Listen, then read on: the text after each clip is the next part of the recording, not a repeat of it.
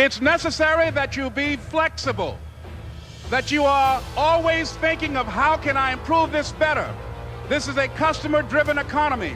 It's necessary for you to always explore various ways in which you can improve the quality of service that you're providing for the people in your organization.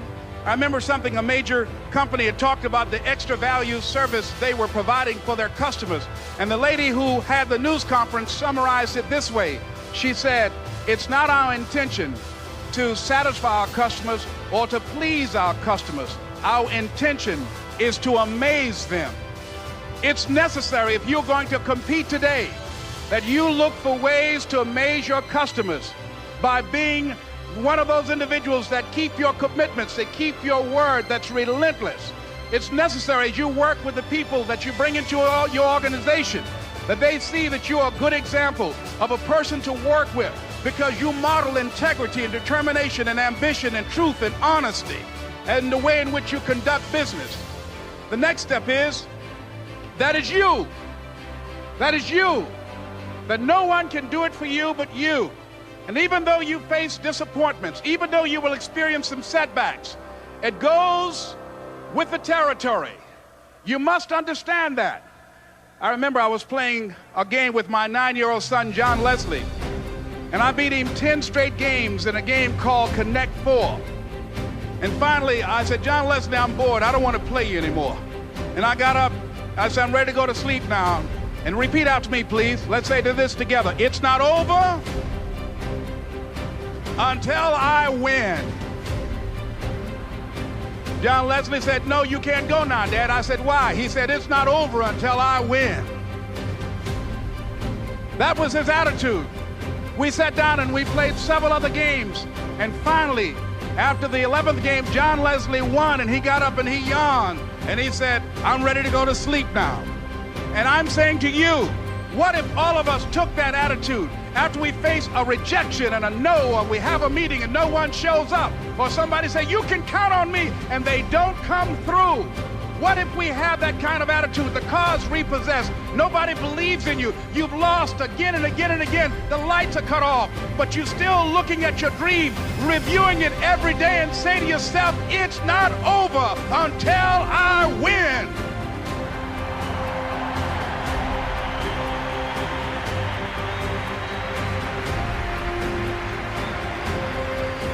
Life will yield to you. Now here's the next step. Repeat after me, please. It's possible. I can live my dream. It's necessary. I work on myself. Surround myself with winners. Become creative. It's me. I've got to make it happen. It's not over until I win.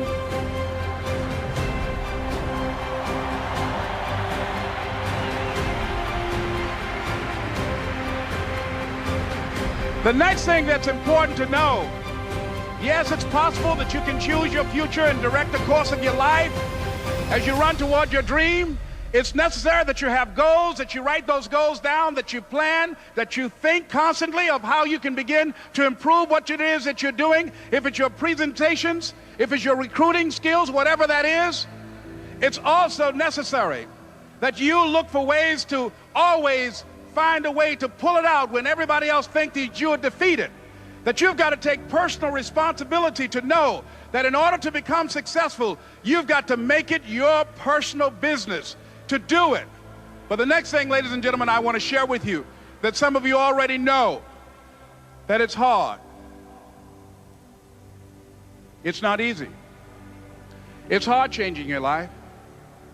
It was hard when just over 3 years ago, in the Penobscot building in Detroit, Michigan, where I was operating my business, and I fell on some hard times, and I was sleeping in my office.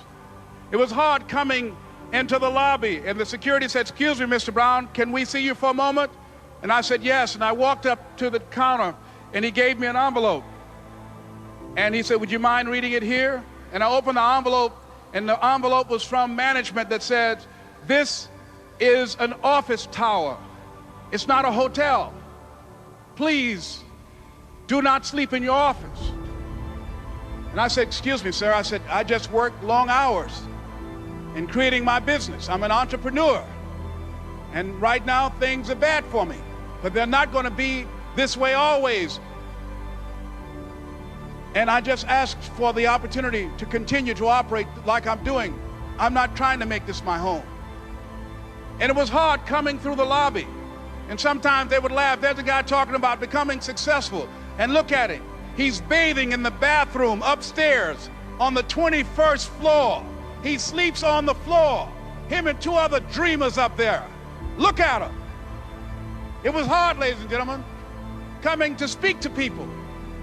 And I was facing financial difficulties in my own life. I was behind on my bills and my dreams, and I'm saying to them, you can live your dream. It was hard, ladies and gentlemen. It was very difficult to pick myself up each day believing that I could do it. There were times that I doubted myself. I said, God, why is this happening to me? I'm just trying to take care of my children and my mother. I'm not trying to steal or rob from anybody.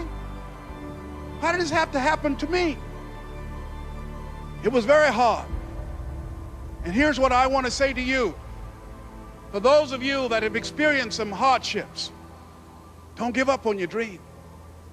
No one could have convinced me by holding on, by continuing to push forward, by continuing to run toward my dream, that one day I would have my own talk show. It's a long shot, ladies and gentlemen, from Liberty City, an abandoned building on a floor, never knowing my mother or father. It's a long shot. Being here with you today in this dome in Atlanta, it's a long shot. No college training, labeled educable, mentally retarded, but I kept running toward my dream.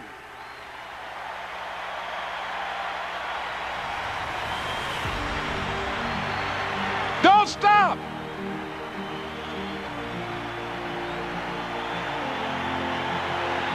Don't stop.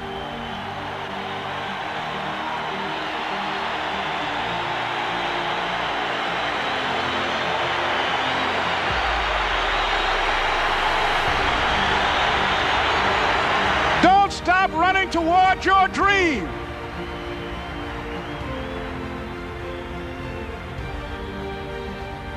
It's very important as you hold on to that dream. There are moments when you're going to doubt yourself. There are rough times are going to come, but they have not come to stay. They have come to pass. It's very important for you to know that. Don't say I'm having a bad day. Say I'm having a character building day.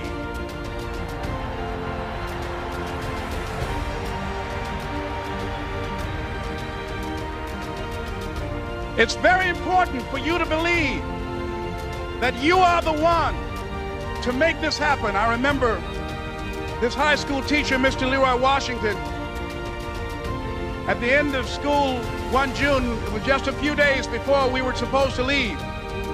And I just got my report card. And it indicated that I'd failed history, and I'd failed English, and I would have to go to summer school. And I was feeling within myself that I was a failure, that I'm slower than most people in getting paperwork, and I was feeling down on myself and very negative. And Mr. Washington was giving a speech to the graduating seniors, and I was in 11th grade. And even though I wasn't supposed to be in there, I went in there because the speech he was giving, that speech was for me. And as he talked, my heart began to beat fast. Tears began to run down my eyes, and I was in the back just listening to him because he said, and he was a very dramatic man. I still talk to him to this day.